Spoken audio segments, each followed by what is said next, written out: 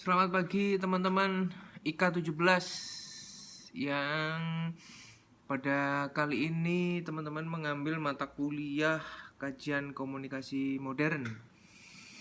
Akhirnya kita kuliah lagi setelah sekian lama libur ya, libur. Tapi untuk semester ini kita tetap masih online. Jadi saya harap teman-teman tetap sehat, menjaga imunitas karena kami sih berharap untuk semester depan kita sudah bisa kuliah tatap muka atau luring dan berjalan normal ya. Oke.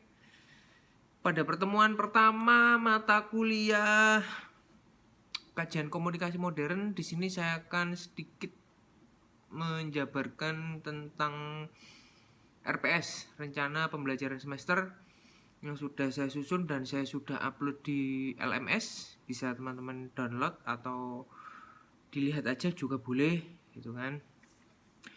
Jadi mata kuliah ini bobotnya 3 SKS dan itu semua teori, jadi tidak ada praktek.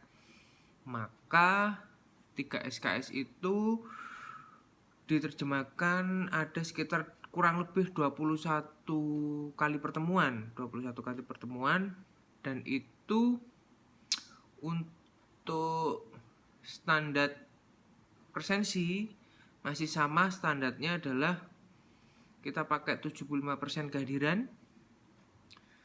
Jadi nanti dihitung sendiri ya, 21 pertemuan 75% kehadiran.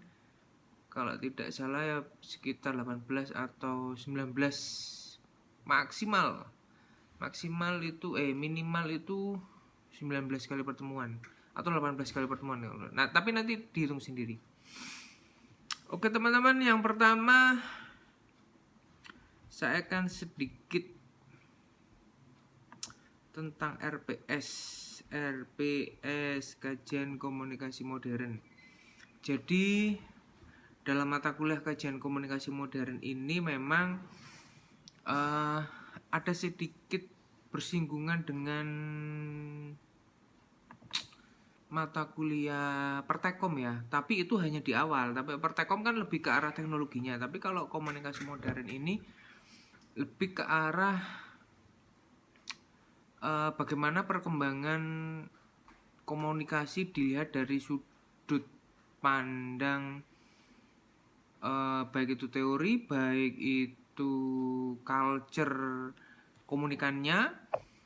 Kemudian yang paling penting adalah komunikasi modern ini merujuk pada medianya atau merujuk pada source-nya. Nah, dalam artian kalau kita ada kalimat komunikasi modern, maka kita harus mengingat juga, kita harus flashback juga bahwa ada komunikasi yang tidak modern atau lawan kata modern adalah tradisional ya kan. Nah, itu akan juga kita kaji bagaimana perbandingannya ketika kita dulu kita mengalami atau menjalani sebuah proses komunikasi secara tradisional, kemudian ada sebuah revolusi, ada sebuah inovasi, kita sekarang beranjak pada sebuah era komunikasi yang modern atau lebih dikenal kalau bahasa yang lebih enak adalah komunikasi ini ya, virtual ya, virtual online. Itu arahnya ke sana. Jadi merujuknya itu pada source-nya, pada medianya gitu kan. Nah, kemudian ketika ada sebuah media itu perkembangan medianya, maka secara otomatis akan yang mengikuti adalah culture-nya atau peradabannya, itu otomatis juga akan ikut berubah. Nah, di dalam RPS kajian komunikasi modern nanti, perkuliahan ini nanti kita kombinasi ya. Jadi di pertemuan awal ini saya sajikan video dan materi di LMS. Kemudian nanti pertemuan kedua nanti kita coba perkuliahan pakai Zoom. Tapi saya nggak mau lama-lama, nanti ya sekitar 10 menit lah, 10 menit saja Zoomnya. Itu karena nanti berkaitan dengan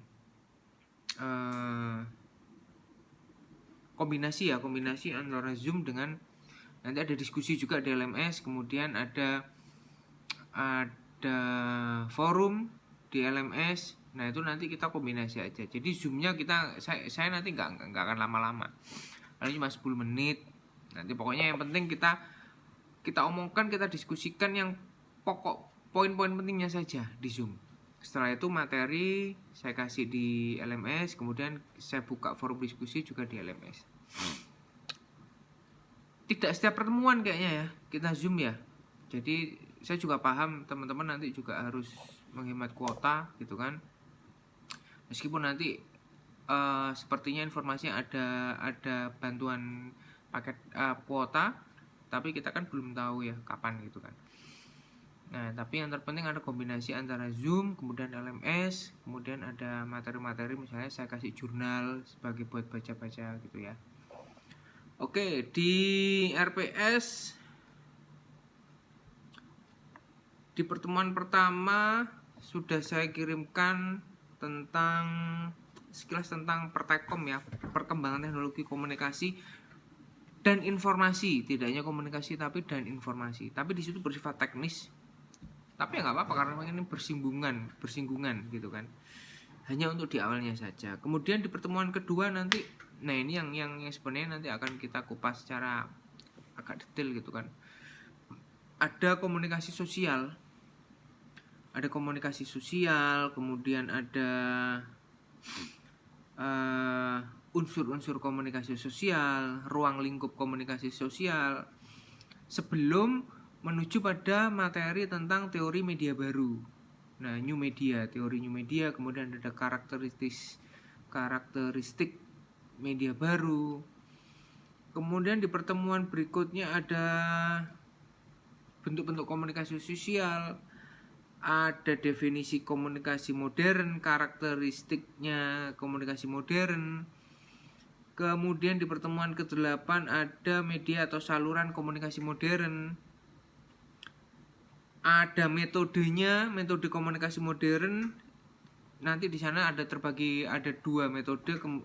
Yang pertama adalah metode komunikasi sinkron, kemudian yang kedua adalah komunikasi asinkron. Berikutnya ada penjelasan tentang internet sebagai media komunikasi.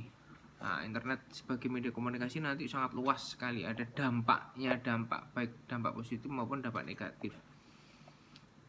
Dan ini juga dilanjutkan dengan materi bahasan tentang kelebihan internet sebagai perkembangan teknologi komunikasi dalam era jurnalistik modern. Itu juga berkaitan, karena komunikasi juga nanti ada kaitannya dengan jurnalistik juga ya, bersinggungan.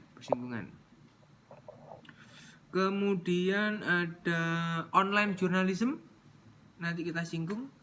Ada komunikasi modernisasi dalam komunikasi interpersonal, ada pengertiannya, ada tahapannya. Kemudian ada saya masukkan kritik terhadap teorinya. Kemudian ada komunikasi daring, ada tujuannya, ada kelebihan dan kelemahannya. Kita singgung juga komunikasi daring, karena ya bagaimanapun di era sekarang itu ya semuanya serba ingin cepat dan ingin efisien dalam berkomunikasi gitu kan. Kalau dulu ya semua juga bisa berkomunikasi, meskipun bayi pun juga bisa berkomunikasi. Tapi kan makin kesini semua orang itu ingin sekali yang serba cepat, serba efisien, nggak mau ribet gitu kan. Nah, kenapa saya bilang bersinggungan dengan teknologi komunikasi? Ya memang iya, karena dengan berkembangnya ada revolusi perubahan yang sangat mencolok kan di dalam teknologi komunikasi. Tidak hanya teknologi komunikasi tapi teknologi informasi juga kan. Maka secara tidak langsung juga akan menimbulkan sebuah perubahan kecil dalam tingkah laku manusia kan, dalam tingkah laku masyarakat kita gitu kan. Contoh sekarang pesan makan aja kita udah tinggal rebahan, pesan makan via GoFood udah datang. Kemudian apa-apa sekarang sudah cashless ya kan. Ya itu salah satu contoh. Kita sekarang misalnya lebaran nggak ketemu, kita bisa lebaran virtual, kita bisa apa namanya, apa sih kalau habis lebaran itu, ya itulah pokoknya via Zoom. Ya kayak gini kan kita kuliah via Zoom pakai aplikasi gitu kan. Ya semua ini karena memang kondisi yang sudah bergerak ke depan gitu kan.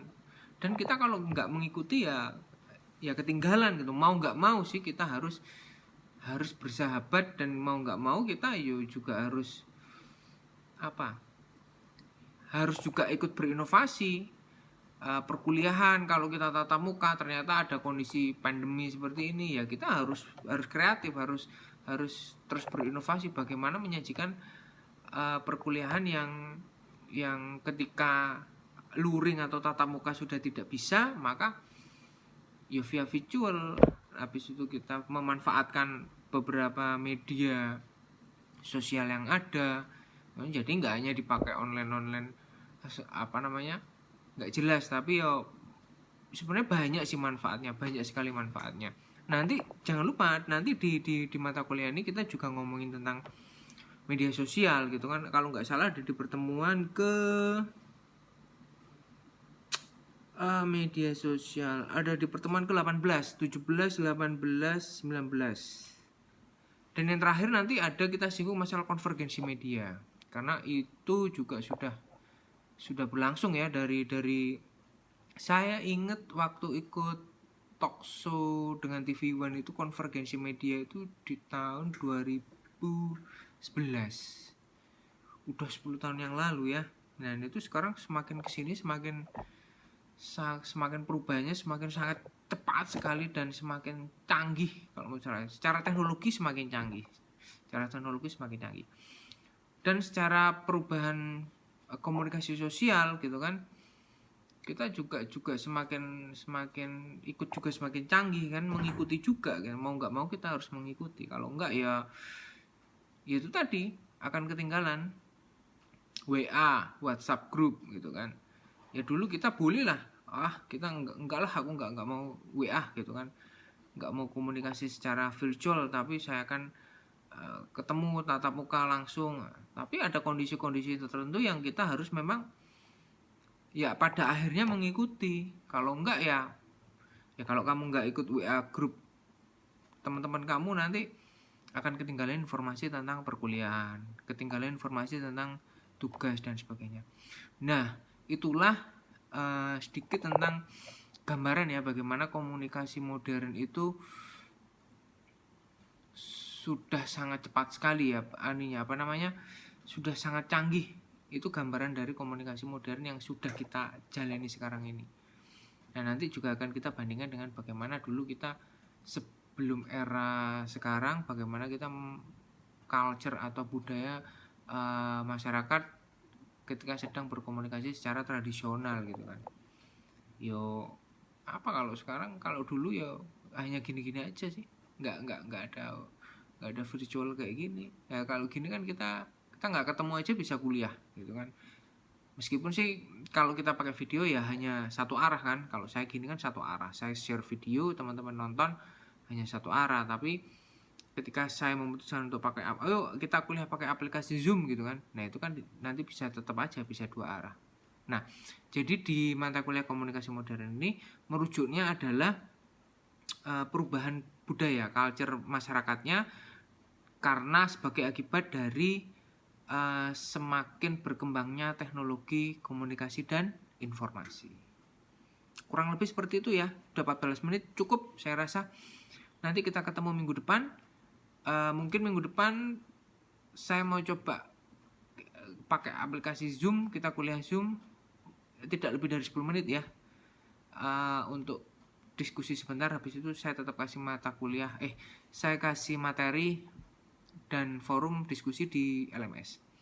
Oke, terima kasih teman-teman, sehat selalu. Nanti saya share video ini di LMS, linknya jangan lupa. Nanti setelah teman-teman nonton video ini, kasih sebagai indikator atau sebagai indikator teman-teman bahwa sudah menyaksikan video ini, kasih komen di kolom komen YouTube saya, Bravo, kodenya Bravo Ilkom, Bravo Ilmu Komunikasi Respati Yogyakarta. Ya, terima kasih. Selamat pagi. Assalamualaikum warahmatullahi wabarakatuh.